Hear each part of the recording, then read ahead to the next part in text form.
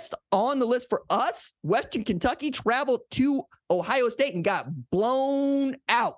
Number 6 Ohio State won 63-10. It was Kyle McCord's his third career start, but his first start as the guy. Remember, Ryan Day made that thing official last week. And I was curious about how he would purport himself, knowing that he didn't have to look over his shoulder for the foreseeable future. And I thought he went really well. 19 of 23 for 318, 3 TDs. In the first half, he missed some wide open guys, but it didn't really hurt them. They were able to run the ball well with TreVeyon Henderson, who, if he gets to the corner before you do, just stop running. You're not going to catch him. He's just gone. That dude is lightning in a bottle.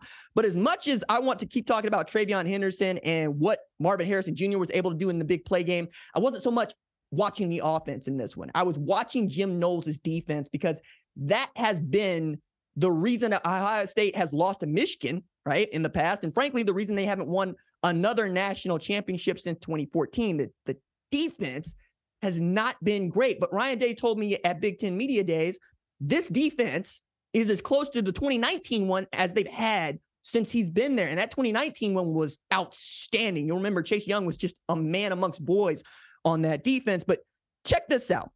They had 7 tackles for loss, 2 forced fumbles, 2 interceptions, 2 defensive TDs in this game against Western Kentucky. And this is the first time they had 2 defensive TDs in a game since 2018 Texas Christian. That was back when Urban Meyer was still head coach at Ohio State. So you could see it starting to come together for Jim Knowles, who has been really working hard on changing the psyche of his defensive backs, in particular, as guys that go up against what is one of, if not the best wide receiver room in all the country, and have just gotten used to not challenging for balls because those wide receivers are so good. But that doesn't mean that you should not challenge for balls against other teams. And they did that. Jordan Hancock is really making that nickel slot place his.